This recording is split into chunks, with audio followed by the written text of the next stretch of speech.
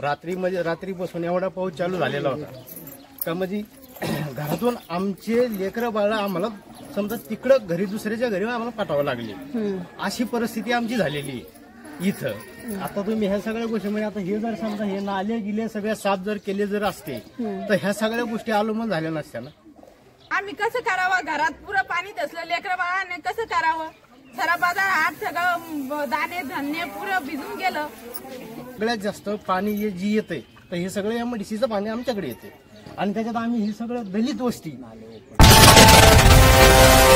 पैठण तालुक्यात झालेल्या अति मुसळधार पावसामुळे पैठण MIDC लगत असलेल्या मुदलवाडी गावातील दलित वस्तीमधील जनजीवन विस्कळीत झाले आहे. मुदलवाडी गावातील दलित वस्तीमध्ये पावसाचे पाणी शिरल्याने तेथील रहिवासी यांचा हातोनात नुकसान झालं असल्याचे पाहायला मिळाले. अचानक वाढलेल्या पावसामुळे त्यांच्या घरातील धान्य आणि किराणाचे सुद्धा नुकसान झाले असून त्यांना रात्री आपले घर सोडून मुलं बाळ घेऊन आपला जीव वाचवण्यासाठी इतर ठिकाणी आसरा घ्यावा लागला. तर त्यांच्या झालेल्या नुकसानीची भरपाई प्रशासनाने लवकरात लवकर करावी अशी मागणीही येथील नागरिकांनी केली आहे. तसेच होणाऱ्या या अडचणीवर कायमचा तोडगा काढण्यासाठी आवश्यक त्या योजना कराव्यात असेही विनंती प्रशासन दरबारी या नागरिकांनी केली आहे. मिळालेल्या माहितीनुसार सदरील दलित वस्तीमध्ये सकाळी तहसील कार्यालयाकडून पंचनामे करण्यात आले. यावेळी तहसील कार्यालय कर्मचारीसह ज्येष्ठ पत्रकार मदन आव्हाड व ग्रामपंचायत सदस्य व माजी सरपंच सुरेश शिंदे यांची उपस्थिती होती. आर्यवर्त न्यूज पैठण. बाकीचं तिकडे सगळं ब्लॉक करून टाकलेलं आहे आणि सगळं इकडे खाली पाणी काढलेलं आहे. सगळं आमच्या घरामध्ये हे सगळं टोटली पाणी जातंय ऑलरेडी पूर्ण टोटल. आता हे तुम्ही बघितलं असेल सर का ह्या गोष्टी आता हे सगळं कसं आहे, गाड्या घोड्या हे सगळं वाहून सगळ्या गोष्टी गेलेल्या तिकडे. नमस्कार, आर्यवर्त न्यूज मध्ये सर्वांचं स्वागत. कालच्या झालेल्या मुसळधार पावसामुळे मुदलवाडी परिसरात घरामध्ये पाणी करूनच आपण यांच्या समस्येवर त्यांच्यावर जी वेळ आली त्याच्यावर आपण जाणून घ्यायचा इथं प्रयत्न करूया. आपल्यासोबत माजी सरपंच आणि ग्रामपंचायत सदस्य शिंदे हे आहेत. त्यांच्याकडूनच आपण याविषयी सविस्तर माहिती जाणून घ्यायचा प्रयत्न करूया.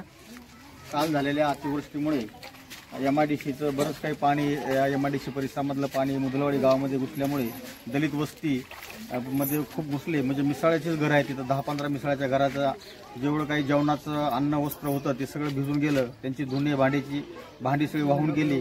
काही छोट्या मोठ्या गाड्यावर वस्तू सगळं त्यांचं खराब झालं आणि त्यांना सध्या जीवन जगण्यासाठी सुद्धा काही शिल्लक राहिलेलं नाही. तरी शासनाने बाबा यांना एवढं मदत करावी हीच माझी अपेक्षा आहे. दरवर्षी हाच त्रास इथं होत असतो का, अशीच परिस्थिती निर्माण होती का?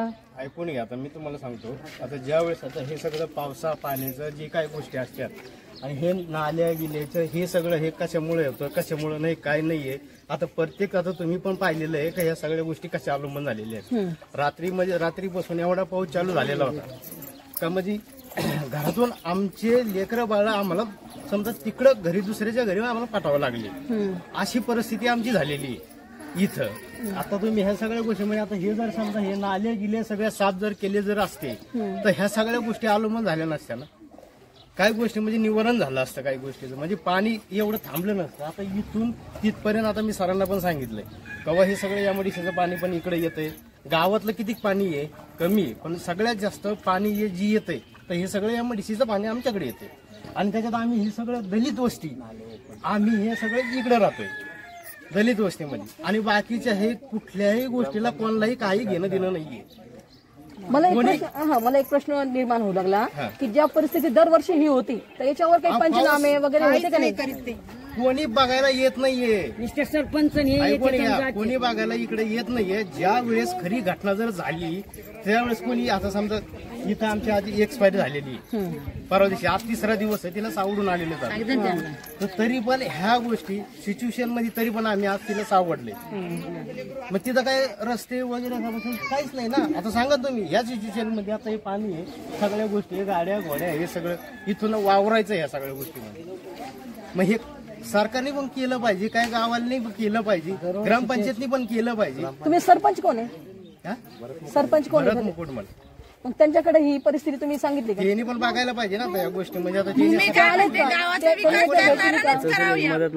त्यांनी भेट दिली का? ते सकाळी आले होते, सरपंच होते ते आले होते, त्यामुळे आता ते सकाळी आले. पण आम्ही रात्रीच्या 2:30 वाजल्यापासून लेकरं पाण्यातून घेऊन सनी आम्ही तिकडं ठेवतो सगळ्या गोष्टी. म्हणून ह्या गोष्टी ही प्रोसिजर आतापर्यंत हे नाल्याची सोया कराव, हे कराव. काय लोक अशी म्हणते का आम्ही करतो दरवर्षी या गावात पाण्याची व्यवस्था तशीच आहे. आम्ही कसं करावं? घरात पुरं पाणी दसलं, लेकरं बाळाने कसं करावं?